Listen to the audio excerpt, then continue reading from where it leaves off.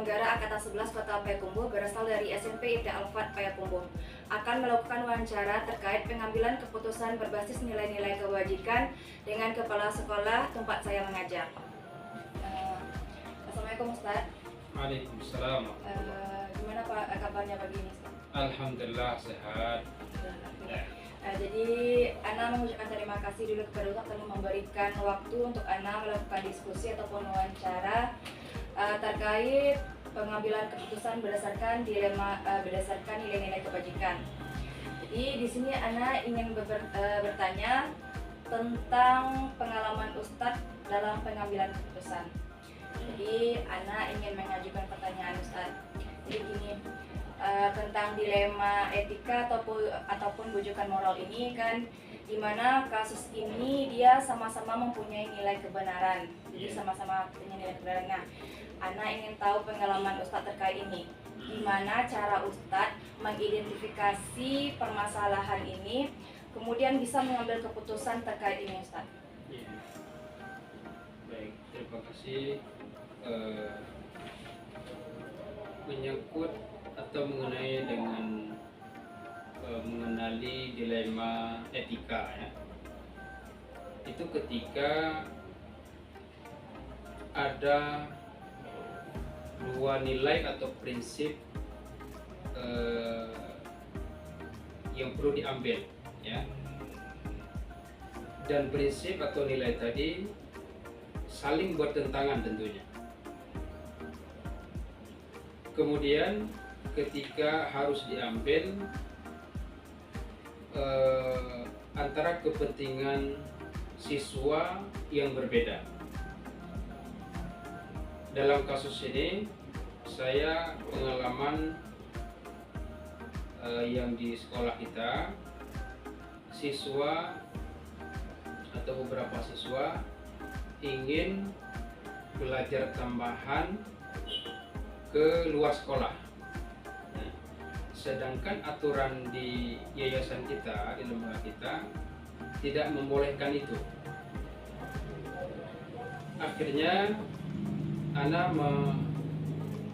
mengambil keputusan untuk mendatangkan pihak luar atau dalam hal ini bimbel untuk bisa hadir ke sekolah untuk belajar siswa kita dengan mereka. Gitu, Ustaz. Jadi Ustaz mempertimbangkan dari segi anaknya juga, berarti dari segi yayasan, aturan yayasannya juga. Nah, gimana prosedur Ustaz dalam pengambilan keputusan itu Ustaz? Apakah berembuk dulu atau gimana Ustaz? Ya, jadi prosedur kita yang pernah kita jalani itu setelah mengidentifikasi masalahnya, kemudian melibatkan pihak lain, dalam hal ini tim kerja, kawan-kawan, untuk mendiskusikan guna mendapatkan sudut pandang yang lebih luas sebelum keputusan itu diambil. Jadi Ustaz melibatkan beberapa orang yang terlibat nantinya Ustaz ya, melihat dari beberapa sudut pandang. Apakah ada hambatan Ustaz dalam pengambilan keputusan ini Ustaz? Sejauh ini hambatan tidak ada selama sebelum keputusan diambil itu didiskusikan baik dengan rekan kerja maupun dengan pihak yayasan. Sejauh ini tidak ada kendala. Berarti tergantung dari gimana cara Ustaz mengambil keputusannya, yang melibatkan orangnya tadi. Jadi sehingga kendala-kendala itu bisa tersingkirkan begitu Ustaz ya. Kemudian apakah ada cara efektif Ustaz dalam pengambilan keputusan ini? Ada yang selain itu? Cara efektif sama seperti saya katakan itu. Pertama, kita tidak buru-buru dalam pengambilan keputusan, semua diidentifikasi mana yang berdampak pada jangka panjang dan pendek baik siswa maupun ke sekolah ya. Tapi tidak terlepas diri saya dalam mengambil keputusan itu tetap diajak atau pertemuan dialog supaya sama-sama tahu apa manfaat, apa sisi positif dan negatif. Dengan itu biasanya jika dipandang itu banyak hal manfaat, insya Allah tidak menjadi kendala. Oke, Ustaz. Ya. Apakah Ustadz dalam pengambilan keputusan ini menetapkan suatu jadwal, Ustadz? Misalkan ada nanti suatu permasalahan atau dilema, apakah Ustadz langsung menyelesaikannya atau mengatur jadwalnya dulu, Ustadz? Ini tergantung situasi ya. Jika hal itu yang mendesak, saya langsung mengeksekusi secepat mungkin. Tapi jika situasi atau masalah itu agak kompleks, itu saya ngambil waktu untuk mendalami lebih dalam. Berarti Ustadz rancang dulu gimana cara penyelesaiannya. Benar. Ya. Nah, ketika Ustadz merancang penyelesaian dari permasalahan ini, apakah ada orang yang terlibatkan, Ustadz? Mungkin yang bisa membantu Ustadz dalam pengambilan keputusan. Tentu ya, terutama tim kerja, ya wakil-wakil, tim manajemen. Kita ingin dan mereka biasanya memberikan masukan yang sangat objektif, yang sangat berharga sebelum keputusan itu diambil. Itulah tentunya untuk mendapatkan keputusan yang lebih adil.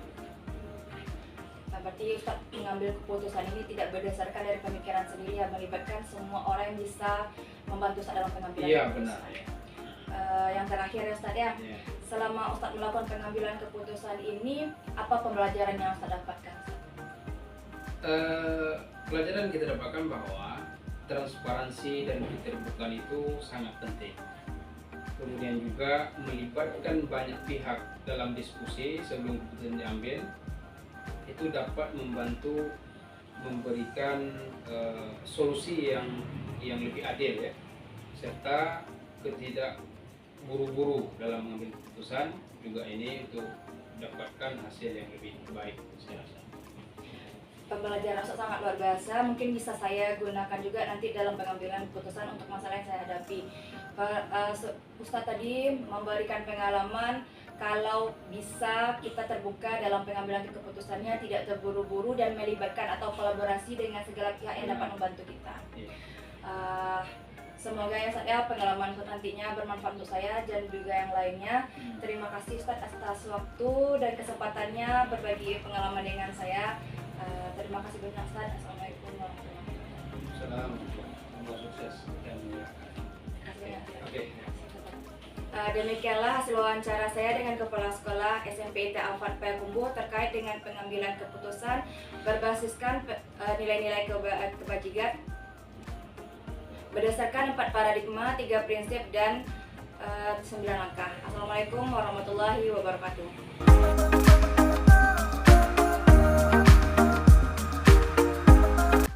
Assalamualaikum warahmatullahi wabarakatuh. Perkenalkan, saya Sri Ramadhani dari SMP IT Al-Fat Payakumbuh, CGP Angkatan 11 Kota Payakumbuh akan melakukan wawancara kepada Ibu Nel dari SD Negeri 47 Payakumbuh terkait dengan pengambilan keputusan berdasarkan nilai-nilai kebajikan. Assalamualaikum Ibu. Waalaikumsalam. Gimana kabarnya siang ini Ibu? Alhamdulillah sehat. Alhamdulillah sehat. Terima kasih ya Bu ya atas kesempatannya pada siang hari ini. Jadi saya Sri Ramadhani Bu dari SMP IT Al-Fat Payakumbuh ingin mewawancarai Ibu terkait dengan pengambilan keputusan tentang dilema etika dan kewajiban moral. Nah, saya jadi ingin mewawancarai Ibu Nel dari SD 47. Terima kasih Bu ya. Nah, jadi begini Bu, mungkin yang pertama Ibu bisa mungkin di awal cerita tentang permasalahan atau pengalaman yang Ibu pernah alami dalam pengambilan keputusan tentang dilema etika. Ya baik Nanda. Memang di sekolah ini dalam pemenuhan tugas kita menghadapi beberapa permasalahan, dan dalam permasalahan ini tidak jarang kita itu memang disudutkan kepada dilema etika ataupun wujudkan moral. Dan ini beruntunglah dalam program CGP Angkatan 11 sekarang Kota Payakumbuh itu dimasukkan ada pembelajarannya seperti itu, karena itu yang sering kita alami juga. Jadi dalam permasalahan ini tentu untuk mengidentifikasi masalahnya kita harus tahu dulu permasalahannya datangnya dari mana. Nah, Kalau dari sekolah itu otomatis dari peserta didik. Nah, untuk mengetahui mengidentifikasi permasalahan yang ada ini, tentu kita harus pertama sekali dulu meninjau langsung apa masalahnya dari peserta didik. Kemudian apa yang ada informasi kita dapatkan dari guru kelasnya terkait dengan anak yang bermasalah. Setelah kita dapatkan, mungkin kita juga butuh bantuan dari guru mata pelajaran agar data yang kita punyai dalam penyelesaian masalah itu lengkap, lebih valid, sehingga tidak ada lagi permasalahan yang timbul setelah kita menyelesaikan masalah. Jadi identifikasinya tentu dari peserta didik sendiri yang mengalami permasalahan, kemudian dari guru kelasnya, kemudian juga dari guru mata pelajaran. Kalau nanti kita masih butuhkan informasi atau data ini dari orang tua, kita panggil. Nah, itu dalam kita meninjau langsung atau mendapatkan data-data dalam mengidentifikasi permasalahan yang timbul. Berarti itu langkah-langkah Ibu dalam mengidentifikasinya ya Bu ya. Mungkin Ibu bisa cerita sedikit Bu, contoh pengalaman Ibu dalam mengambil keputusan, mungkin ada permasalahan apa yang Ibu temui waktu itu? Seperti ini, anak yang ada di sekolah ini kan berasal dari latar belakang keluarga yang berbeda, pendidikan orang tua yang juga berbeda, pelayanan dari orang tua ke anak juga tidak sama, otomatis karakteristik peserta didik ini juga berbeda. Nah, ada anak ini yang memiliki masalah di sekolah dengan sikap cara bicaranya, pelayanannya, keaktifan si anak ini belum tentu lagi bisa menyamankan kepada temannya. Nah, bisa saja mengganggu pada teman yang ada, sementara dia merasa tidak terganggu. Nah, ini akan menimbulkan permasalahan dalam kelas. Nah, kalau ini hanya bisa ditangani oleh guru di kelas, maka masalah ini selesai. Tapi nanti kalau dia berlarut dengan permasalahan yang lain, timbul dengan permasalahan yang sedikit itu, ada lagi masalah yang baru, menumpuk lagi, maka ini harus kita selesaikan. Nah, kemudian dalam penyelesaian ini, apabila nanti tidak cukup hanya data ini dari guru kelas, maka kita akan minta dari guru mata pelajaran tadi. Kalau masih belum bisa kita selesaikan, kita hadirkanlah orang tuanya. Nah, disinilah timbulnya permasalahan. Nah, bagaimana? Belum tentu sikap si anak yang memang aktif di sekolah belum tentu persis sama yang di rumah. Ya mungkin berbeda. Karena apa? Kalau orang tuanya keras di rumah, otomatis anak dipatuh. Kepatuhannya dia di rumah seperti ini akan dia lampiaskan di sekolah kepada teman-temannya. Maka dia lebih aktif. Ya, berbeda sikapnya di antara di rumah dengan yang di sekolah. Nah, disinilah kita harus jeli menyelesaikan permasalahan. Harus pandai kita membangun komunikasi yang baik dengan orang tua. Sebab kalau anak ini yang kita temui, otomatis orang tua tidak menerima kondisi sikap dan perilaku anaknya di sekolah, karena memang tidak seperti itu ya Bu. Ya, mungkin kebanyakan orang tua tidak mengetahui bagaimana karakter anaknya di sekolah itu berbeda, mungkin ya mereka juga nggak cerita kepada orang tuanya. Kalau saya lihat itu seperti tantangan yang Ibu temui berarti ketika mengambil keputusannya ya Bu ya. Mungkin ada langkah efektif mungkin Bu ketika Ibu pengambilan keputusan itu? Ya. Memang untuk bisa menyelesaikan permasalahan itu tak bisa kita lepas dengan adanya komunikasi yang baik. Sebab dengan adanya komunikasi yang baik, apapun bentuk permasalahan yang kita temui itu akan bisa kita selesaikan. Tapi kalau komunikasinya yang tidak jalan, yang tidak masuk, yang tidak baik, itu walaupun ringan permasalahan bisa kita selesaikan dengan baik. Kemudian kolaborasi. Itu ada aja dalam kolaborasi yang juga bisa menunjang untuk komunikasinya bisa mengganggu. Berarti tadi kata kunci bagi Ibu adalah pertama yaitu komunikasi ya Bu ya. Yang kedua adalah kolaborasi untuk cepat menyelesaikan masalah supaya bisa menemukan solusi dari permasalahannya. Mungkin Ibu pernah Bu membuat jadwal khusus untuk melakukan pengambilan keputusan ini atau menyelesaikan masalahnya begitu Bu? Kalau untuk jadwal khusus dalam penyelesaian masalah itu mungkin kalau di program mungkin ada ya. Tetapi dalam pelaksanaan kita tidak bisa sesuai dengan program dengan jadwal yang ada. Mengapa?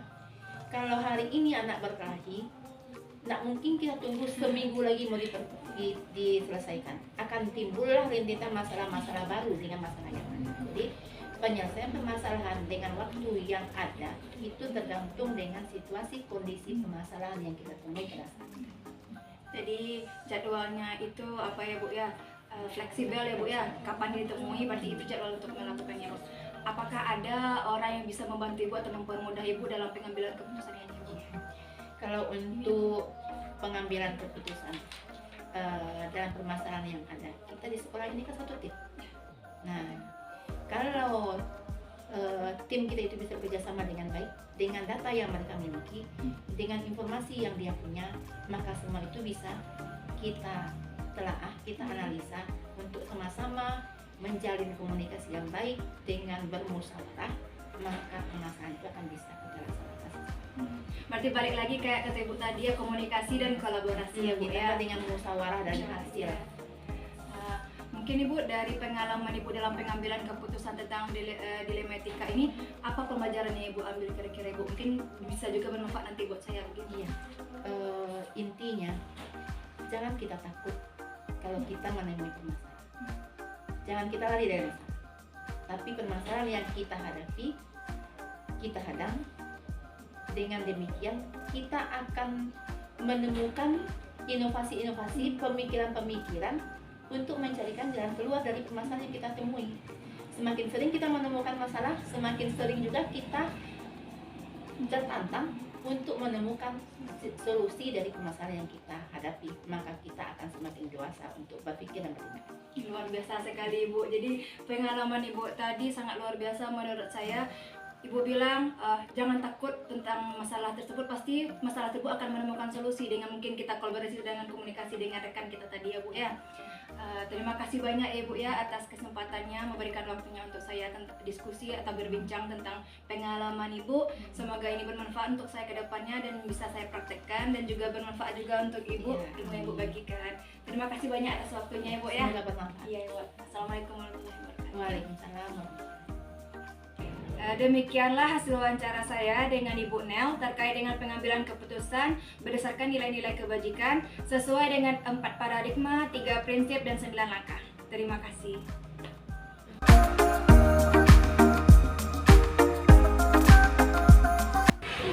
Assalamualaikum warahmatullahi wabarakatuh. Perkenalkan, saya Sri Ramadhani, calon guru penggerak angkatan 11 dari SMP IT Al-Fat Payakumbuh. Pada saat ini saya akan melakukan wawancara dengan Kepala Sekolah SD Negeri 66 Payakumbuh, yaitu Bapak Bayu. Beliau sudah mengabdi di SD ini selama 2 tahun sebagai Kepala Sekolah. Nah, saya akan mewawancari Bapak Bayu tentang dilema etika atau bukan moral yang pernah Bapak Bayu alami. Terima kasih. Terima kasih Pak atas kesempatan yang Bapak berikan kepada saya pada siang hari ini. Perkenalkan Bapak, saya Sri Ramadhani dari SMP IT Al-Fat Payakumbuh. Pada kesempatan kali ini saya ingin bertanya-tanya kepada Bapak tentang dilema etika selama Bapak mengabdi ini. Jadi saya akan mewawancari Bapak Bayu. Bapak dari SD 66 Jadi mungkin yang pertama saya ingin tahu cerita Bapak atau pengalaman Bapak terkait dengan pendidikan moral apapun dilema etika di dalam keseharian Bapak dalam belajar. Terkait dengan permasalahan bisa kita lakukan dari di sekolah ini yang lebih kurang 2 tahun itu dilematika namun di sini sebelum saya memutuskan apakah itu dilematika saya melihat kondisi di lapangan, kemudian observasi, dan baru saya memutuskan apakah itu dilematika. Mungkin Bapak bisa menceritakan permasalahan yang pernah Bapak hadapi mungkin di sekolah itu. Terkait dengan dilematika, di satu sisi guru fasilitator, Jadi di saat bersamaan harus meninggalkan moral kelas, di satu sisi harus pergi pembebasan sesuatu. Ini merupakan dilema etika. Kedua-duanya itu perlu bagi grup tersebut. Yang satu kewajibannya, yang satu mengembangkan kompetensi. Itu salah satu yang ada di sekolah. Kira-kira bagaimana Bapak menjalankan atau cara Bapak mengambil keputusan untuk memutuskan itu? Oke. Nah, terkait dengan dilema etika seperti ini, yang sudah saya lakukan di saat guru yang bersangkutan pergi meninggalkan sekolah, saya harus mengambil surat tugasnya. Ada surat tugasnya. Kemudian kalau memang sudah ada surat tugasnya, saya akan membuat kebijakan pada guru tersebut meninggalkan sekolah ini, tetapi anak tidak ditinggalkan di sini. Boleh meninggalkan sekolah, tapi titik tugas dengan guru lain sehingga anak tetap belajar sendiri. Begitu ya Pak ya, berarti Bapak lihat dari kedua belah pihak, dari guru tersebut dan karena dampak terhadap anak-anak. Iya. Gitu ya Pak ya. Nah, apa hal-hal yang Bapak anggap efektif selama ini dalam mengambil keputusan tentang dilema etika ini? Selama mengambil keputusan dilema etika ini, yang paling efektif itu adalah ketika berkomunikasi dengan guru secara langsung. Saya membuat kebijakan itu mesti langsung bertemu dengan guru yang bersangkutan dan memberi pemahaman kepada guru yang bersangkutan sehingga yang dibuat sehingga keputusan itu tidak merugikan baik guru yang bersangkutan maupun kelas atau siswa yang bersangkutan.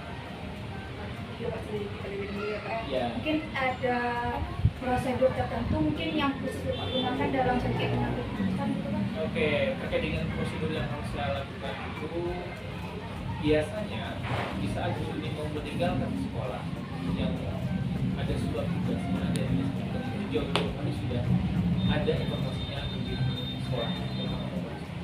Nah di sini saya akan memanggil guru yang bersangkutan dulu. Saya panggil dulu apakah benar itu juga kita ini. Dan kemudian saya tanya apa yang harus dilakukan. Nah disitulah saya memberikan kebijakan mengizinkan untuk pergi untuk meninggalkan sekolah dengan catatan tetap meninggalkan tugas untuk anak untuk diberikan ke kuliah. Luar biasa sekali ya Pak ya. Mungkin ada kendala yang Bapak temui dalam pengambilan keputusan ini Pak? Nah, terkait dengan kendala dalam mengambil keputusan ini, dalam satu sisi ini sebuah dilema. Ada saatnya siswa itu tidak bisa ditinggalkan. Ada saatnya siswa itu butuh guru. Nah, di sisi guru ini dibawa pergi untuk mengembangkan kompetensinya untuk menjadi fasilitator. Ini sebuah kendala. Namun di situ tetap saya buat kebijakan.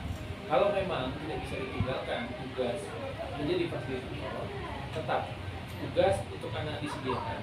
Kemudian pikir dengan yang lain yang bertugas.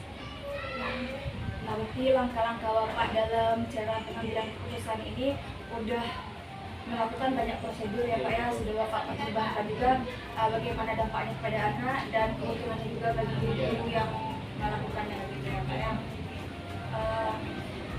Mungkin ada hal yang mempermudah Bapak, tadi kan mungkin tantangannya, sekarang mungkin faktor-faktor yang bisa mempermudah Bapak dalam mengambil keputusan mungkin ada gitu Pak. Dalam mengambil keputusan ini saya tidak sendiri. Ya. Ada beberapa orang guru yang saya membutuhkan masukan saran terkait dengan permasalahan dilematika ini. Dan tidak kalah pentingnya adalah guru yang bersangkutan. Di saat guru yang bersangkutan sudah memahami apa keputusan yang akan saya ambil, itu akan mempermudah keputusan yang akan diterima oleh guru yang bersangkutan. Jadi ada guru lain dan guru yang bersangkutan. Mungkin selama ini setelah Bapak mengambil keputusan itu mungkin ada guru yang misalkan cerita sama Bapak mungkin tentang keputusan Bapak atau responnya atau gimana? Selama ini yang sudah saya lakukan itu pada dasarnya responnya positif. Jadi karena saya berhenti dalam menyelesaikan permasalahan terkait dengan dilema etika ini, memang secara kekeluargaan saya panggil secara terus, saya beri pemahaman sehingga mereka tahu yang bersangkutan paham keputusan atau kebijakan yang saya buat itu untuk kepentingan yang sifatnya itu tidak ada yang dirugikan. Tetap menjalankan tugasnya sesuai dengan Terima kasih sekali Bapak, pengalaman Bapak itu menginspirasi saya sekali begitu Pak, cara Bapak mengambil keputusan yang akan mudah. Mungkin dari pengalaman yang Bapak alami di dalam pengambilan keputusan ini, apa pembelajaran Bapak dapat mengambilnya? Oke, jadi keputusan dari etika ini bisa kita simpulkan bahwasannya permasalahan itu pada dasarnya ada jalan. Jadi dari yang sudah saya lakukan, menyelesaikan permasalahan itu secara kekeluargaan itu akan menguntungkan kedua belah pihak.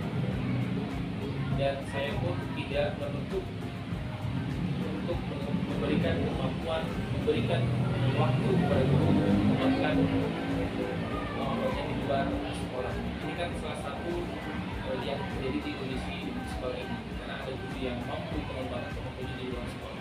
Makanya saya sering menyelesaikan informasi dan Mungkin pembelajaran Bapak dapatkan itu setiap solusi yang setiap masalah itu mempunyai solusi, mungkin bisa juga saya gunakan nantinya dalam pembelajaran saya, dalam pengalaman saya nanti ke depannya. Terima kasih Bapak atas waktunya dan pengalaman berbaginya untuk saya. Semoga kedepannya ini bermanfaat saya dan berkah juga buat Bapak. Terima kasih Bapak Bayu. Waalaikumsalam. Demikianlah hasil wawancara saya dengan Bapak Bayu terkait dengan pengambilan keputusan berdasarkan nilai-nilai kebajikan. Keputusan yang Bapak Bayu itu ambil menurut saya sudah melalui 4 paradigma dan juga melalui 9 langkah cara pengambilan keputusan. Terima kasih.